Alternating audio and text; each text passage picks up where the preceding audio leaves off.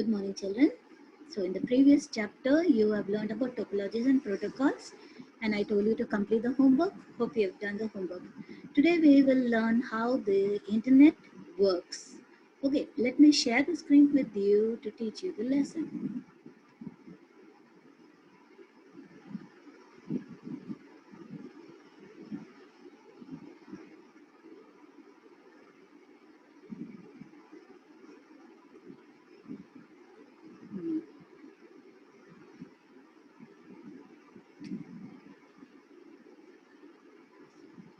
Okay, the chapter is about how internet works. First, what is an internet? We already learned what's an internet. An internet is a network of network. It means the internet is a massive network of networks because it spreads all over the continent and over the globe. Billions of computers in an internet, what is happening? Billions of computers are connected globally, and they're connected for the purpose of communication with one another. And you can communicate with one another as long as you are on the internet. If not, it's not possible to connect. Okay, you can't speak to people outside without the help of the internet. So internet is a massive network of networks. It is connected globally for the use of communications, and people can communicate or send messages or talk to each other only if they are connected to the internet. Now, in the internet, what do you understand by IP address? What is an IP address? IP stands for Internet Protocol. It's an address that is assigned to every computer or every device that is connected on the internet. So IP address is in numerical numbers, that is a number system. It's a numerical address. It is assigned to every device that is connected on the internet. You have networks using the TCP and IP protocol. They are basically used for routing messages, and looking at that IP address, they send it to that destination. Every device has an IP address. So whichever is the device at the destination point also has an IP address, and so the thing is sent to that connection, to that place. Do you understand? My IP address from Google search. Now, if I want to know my IP address, as I told you, every computer will get an IP address, and TCP, that is Transmission Control Protocol, helps to send your messages to the correct destination or to the correct IP address. So it's controlling the flow of your messages. Okay, now the IP address, if I want to look for my IP address in the Google search, what should you do? Now, each ISP means Internet Service Provider. Every person that is on the internet has an IP address. So the Internet Service Provider, it assigns, who gives you the IP address? The Internet Service Provider assigns an IP address for every device that is connected on the internet. So how do I get my IP address?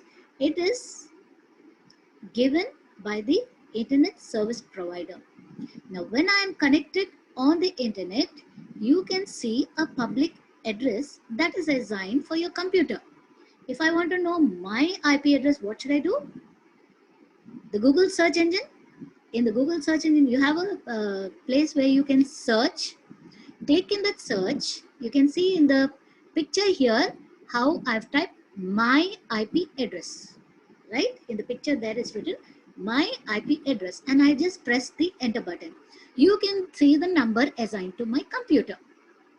Right, children? So everyone can do that at home. If you want to know your public address that is assigned to you by the Internet Service Provider, just open your Google and type there my IP address. Automatically in the search box you type that my IP address. The Google search engine searches for your address and gives you your IP address number, which is numeric form. Now, what is the work of the Internet Service Provider? The Internet Service Provider, or he is called also as the Internet Access Provider. Okay, this is a protocol name. Okay, so the Internet Access Provider is an organization that provides the consumers or any businessman they can access the internet, and they can search for their information related to their services. So he's a businessman. He is doing some type of business. He can just go on the internet and access those services. There are many services given to a businessman. You'll be learning it as you grow bigger. So what does the internet service provider do? The ISP people, or he's called as IAF, the organization IAF, Internet Access Provider, they provide the consumers and the business people access to the internet to get their related information. Now in India, we have many ISPs. What are they? Here I have listed all the ISPs that are there in India. See, BSNL Broadband, Bharati Airtel, ICRA, Mahanagar Telephone Nigam Bhavan, then Reliance Communication, Sancharnet, Spice Telecom, Tata Teleservices, Railtel. These are the ISPs. They provide service to you. So they are called as Internet Service Providers. Now, when we are using the net, we find, especially when you're using WhatsApp, you find a word called encryption. What is encryption? Now, when I'm typing any type of text or any type of data, that is readable. When I'm typing it, it's readable because it's in English. But when I send this text to another person, to my friend, say, automatically this text gets encrypted. It gets encrypted. So when it gets encrypted, that thing comes in the form of ciphers. It gets encrypted. It's like a lock where nobody can read. If anybody wants to read your information or see of your password and all, they are not able to do because of the encryption. So it is being encrypted. When it's encrypted, you find the message in all different types of text, especially cipher texts. They're all zeros or like this. You can see how the message is encrypted here. When that thing gets to the destination, it gets decrypted, and when it gets decrypted, you see the clear text of what you have typed. So what you understood by encryption? Encryption is a method by which plain text or any other type of data, it is converted from readable form to encoded format, like a code. And it can be read only when you decode it. And when it reaches the other party, it gets decoded, and they have access to decrypt your the text. So where is this used? Why is it used? It is widely used by the internet to protect the user's information, to protect the user's password. Any payment information is given. It protects all such things. So when you're working with encryption, the plain text that the user types is encrypted using an encryption algorithm and an encryption key. Two things are being used: encryption algorithm and encryption key to encrypt your text. This process, when it's encrypted, develops all cipher text that can be viewed in it. And if you want to view it in your original form, that is in the correct text, then it has to be decrypted with the correct key. So whenever you're sending, definitely the key automatically goes to the other person and he can decrypt it. Decryption is the inverse of encryption. See in the diagram, the sender is sending a clear text, hello. Then it gets encrypted when it's being sent. So it's locked like. And if anybody wants to read, when it's encrypted, the text looks like this. You cannot read it. Then when it goes to the other part, that is the other receiver or the recipient, it gets decrypted and he can read the clear text. Understood encryption? Okay, the next thing that we're going to learn is domain name system. Definitely, if you're using the internet, you have many domain names that you use, especially when you want to check your results. The 10th class students, when they check their results, they need to use different types of extensions. They are called the domain name system. What is a domain name system? The domain DNS, domain names servers, is an internet server that translates domain name into IP address. So if I'm searching for a thing like Google, so definitely it will give me it automatically allots me the IP address, and that's how I am able to use the Google. So if you are typing www.google.com on your web browser, so the server behind the screen, it will map the name of the IP address, and it shows you the Google address. Basically, the Google address is here. Did you understand? So DSN servers, they run special softwares for communication with each other. These are called as protocol. You already know what is protocol. We already done about protocols. They are the services given by the internet. Okay. The DSN has two servers. They are called as a primary server and the secondary server. Why do we need two servers? Because in case one server happens to fail, automatically the second server restores all those information and starts doing the work. That's why we need two domain name servers. So if you are experiencing now, if you want to know really why we need two servers, sometimes when we are on the net, we experience that it comes some issues like, and it shows no website will load. This is because there's a problem with your domain name system. Here are some of the domain name sites. First one is .com. .com is used for all commercial sites. Okay, they are the top level ones. And .int is international sites, mostly used for international works like NATO uses. .edu is educational institution sites. Okay. .gov is all government sites. So if you're searching for your results, definitely you have to write .gov. .mil is military sites. .net is all internet service sites. Okay, all different sites of the internet.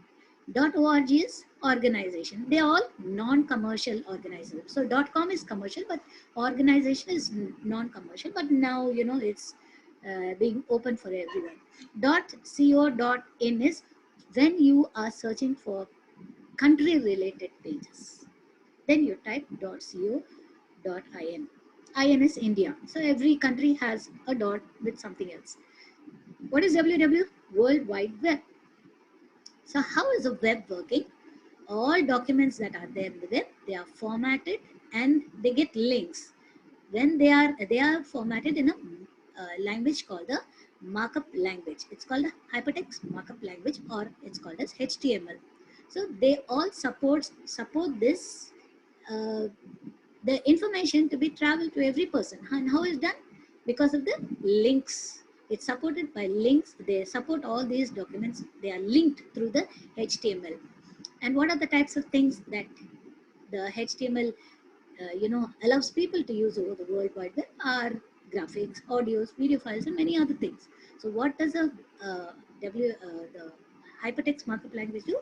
All documents, the documents are formatted first into hypertext markup language, and these things support links to other documents. So if you're searching for one item, it links to other items related to that item, and some of the things that it can do is graphics, audios, and videos.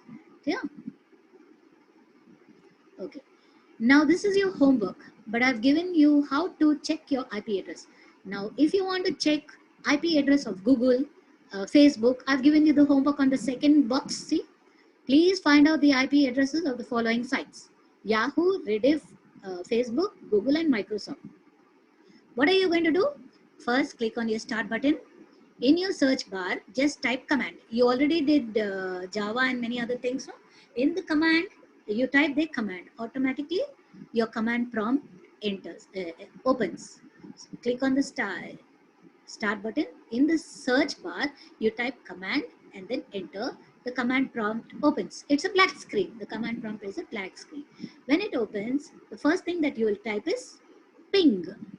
Ping followed by the website name. What's the website name? If I say website name Yahoo, ping www.yahoo.com. When I type it, automatically I will get the IP address of Yahoo. I've got some pictures of how they have been done. Now see, it's here finding out the IP address of www Facebook. See here, look at this. C : and the / you ping www.facebook.com and enter. Then you get the Facebook IP address. Can you see the Facebook IP address? And it shows it's all 32 bytes. This is the address for Yahoo. See, Yahoo is here. Yahoo.com. Okay. This is google.com. It's put in red, the IP address. Okay, this is your homework, that you need to find out all the IP addresses of those listed which I've given you. It's there even in your textbook. And so your chapter 2, how internet works, please complete the worksheets given on page number 17, 18 and 19 in your computer reader itself. And for only the things that have to be in your classwork book is your finding out the IP addresses of Yahoo, Google, Rediff, and many, some 5 I have given you. Please do it. Okay, children, complete your homework. I'll be checking your homeworks and giving you the marks. Have a nice day. Stay safe.